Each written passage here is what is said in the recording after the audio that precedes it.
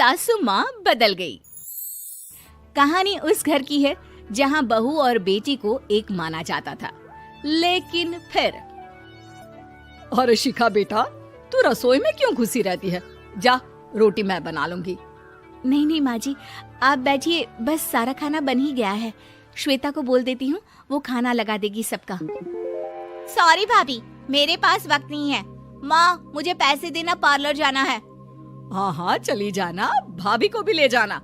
वो भी जाने को बोल रही थी पार्लर, पर पहले ना मदद कर दे उसके खाना लगाने में। देख माँ, वो बहू है, उसे बहू रहने देना। इतना सर पर मत चढ़ा भाभी को। श्वेता, ज्यादा मत बोला कर। बहू और बेटी में कोई फर्क नहीं होता है। जा जाकर काम कर। ननद को माँ का भाभी से इस तरह प्यार करना बिल्कुल अच्छा नहीं लगता। वो बार बार किसी न किसी तरह माँ को भाभी के खिलाफ भड़काती रहती, लेकिन कोई फायदा ना होता। एक रोज, अरे बेटे किशन, जा बहू को कहीं घुमा कर ला।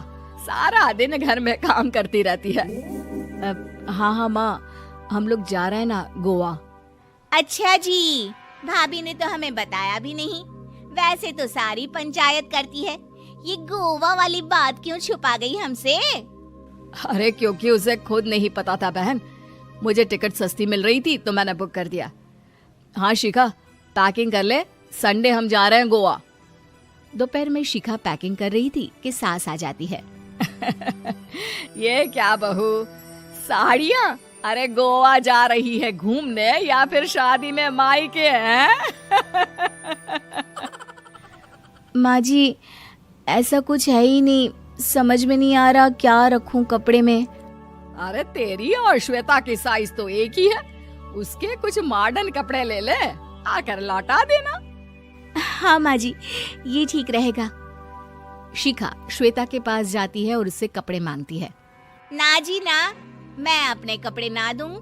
वैसे भी फैल जाएंगे मेरे कपड़े, बहुत महंगे वाले हैं। शिखा मुंह लटकाकर कमरे में आ जाती है तो सास कहती है, चल तैयार हो जा, तुझे मैं शॉपिंग करा कर लाती हूँ गोवा की। बस फिर क्या था, सास बहू निकल जाते हैं मार्केट और एक से बढ़कर एक ड्रेस खरीद कर घर आते हैं। पहले बता देती कि नए कपड़े दिलाने वाली है भाभी को, तो मैं अपने ही दे देती ना भाभी को, मुझे दिला देती नए कपड़े। देख श्वेता, परिवार का मतलब सबके साथ रहना होता है, ना कि सिर्फ अपना सोचना। वैसे भी तुझे अच्छे संस्कार सीखने चाहिए।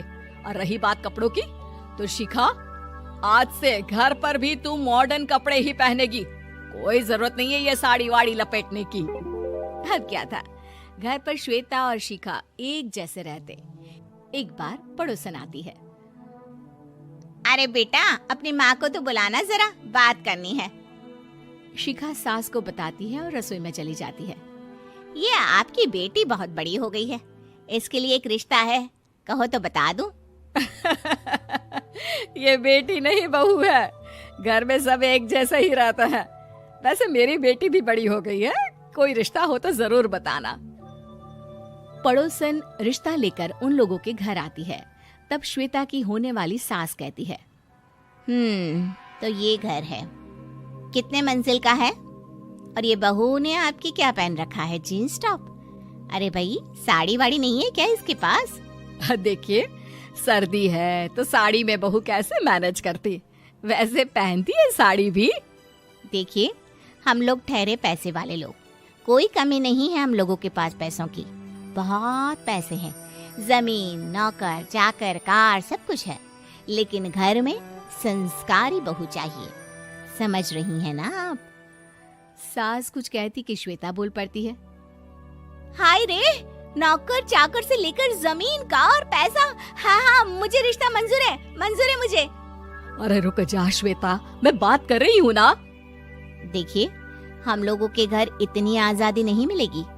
अरे हाँ कर देना माँ, हाँ कर दे जल्दी से। सास क्या करती, बेटी की शादी ऐसे घर में कर देती है जहाँ ना उनके विचार मिलते हैं और ना ही आचार। शादी के बाद एक रोज फोन पर, श्वेता बेटा, एक बार घर आ जा, बहुत दिल करता है तुझे देखने का। माँ, वो घर पर बहुत काम होता है, कैसे आऊँ? बड़ा घर है, लेकिन आने जाने वालों की लाइन ही लगी रहती है। बेटा मैं तो जानती थी उस घर का हाल, लेकिन तू ही नहीं मान रही थी। माँ देख, हर घर का यही हाल है। तेरी बेटी को यहाँ घूंघट हटाने की परमिशन नहीं है और एक तरफ भाभी स्कर्ट पहनकर घूम रही है। बेटा मुझे क्या पता था कि मेरी बेटी को ससुराल के नाम पर पिंजरा मिल जाएगा। अच्छा माँ, फोन रखती हूँ, सास को गर्मा गर्म रोटी खिलानी है। तुम लोगों की तरह नहीं कि एक रोटी बनाओ, एक सब्जी बनाओ, फिर सारा दिन फ्री होकर घूमो। सास फोन तो रख देती है, लेकिन सोच में पड़ जाती है कि एक तरफ बेटी जिसे कोई आजादी नहीं, वहीं दूसरी तरफ बहू जिसे देखकर लगता ही नहीं कि उसकी शादी भी हुई है। अगले रोज। शिखा, अरे ओ शिखा। हाँ माँ, क्या हुआ? कुछ चाहिए आपको? मैं जिम जा रही थी। जिम के कपड़ों में बहू को देखकर सास को घूंघट में अपनी बेटी का ख्याल आता है। देख बहू, घर में बहू की तरह रहा कर। इतने टाइट कपड़े पहनकर जिम जाना पसंद नहीं मुझे। जा जाकर रोटी बना। रोटी? माँ अभी तो शाम की 6 बजे हैं, इस वक्त रोटी? अब क्या मेरे खाने पीने पर भी पहरा है? अरे जब मर्जी तब मैं अपने घर में खा भी नहीं सकती क्या? बहू को अजीब लगता है। वो समझ नहीं पाती कि जो सास कल तक इतनी सपोर्टिव थी, उन्हें अचानक से क्या हो गया। वो किचन में जाती है, गरम रोटी के साथ 2 तरह की सब्जी, रायता, सलाद सब लेकर सास के पास आती है। माँ जी, खाना। इतना सारा खाना? राक्षस समझा है क्या मुझे? रोटी मांगी थी मैंने गर्मा गर्म बस। पर माँ जी, रोटी खाती किससे आप? सब्जी तो बनानी थी ना। अरे भूख मर गई मेरी तेरी बहस से। जा जाकर काम कर, अंदर पूरी रसोई साफ कर। बहू अंदर चली जाती है। थोड़ी देर में श्वेता घर आती है। अरे शिखा जल्दी से चाय ला, पकवान बना, मेरी बेटी आई है। अरे नहीं नहीं माँ, ड्राइवर बाहर खड़ा है। मैं तो घर का कोई सामान खरीदने के बहाने यहाँ आ गई हूँ, मुझे जाना होगा। अरे बेटा, पर कितने दिनों बाद देख रही हूँ तुझे, रहने आ जाना 2-4 दिन के लिए। आ जाऊंगी माँ, जब मेरी सास मरेगी तब। मैं तो रोज मन्नत मानती हूँ कि मेरी सास मर जाए तो अच्छा है। अच्छा चल, जा रही हूँ माँ। हे भगवान, कैसे कैसे दिन देखने पड़ रहे हैं मेरी बेटी को। सास अंदर जाती है, जहाँ श्वेता की जिम वाली सहेली का फोन आया होता है। क्या बात है, आज जिम नहीं आई? अरे पता नहीं यार, आज माँ को क्या हो गया अचानक। पर खैर कोई नहीं, लगता नहीं कि मैं अब जिम आ पाऊंगी। शिखा स्पीकर पर बात कर रही थी, जिसे सास सुन रही थी। यार ये सास ना होती ही ऐसी है। मैं तो कहती हूँ बुढ़िया जल्दी मरे और तू आराम से जिए। शिखा को सहेली की बात पर गुस्सा आ जाता है। माँ के मरने की कौन सा बच्चा दुआ मांगता है मोहिनी? आगे से ऐसी बात मेरे सामने मत करना। हमारे घर की शोभा ही माँ है। क्या हुआ जो थोड़ी सख्ती दिखा रही है? उसमें भी कोई ना कोई उनकी भलाई ही होगी। मैं तो कहती हूँ भगवान मेरे जैसी सास सबको दे, जो सिर्फ माँ की तरह है। सास वाली तो कोई बात ही नहीं है उनमें। सास ये बात सुन रही थी। उनकी आंख में आंसू आ जाते हैं कि क्यों वो बेटे की किस्मत में बहू को भी भागीदार बना रही थी।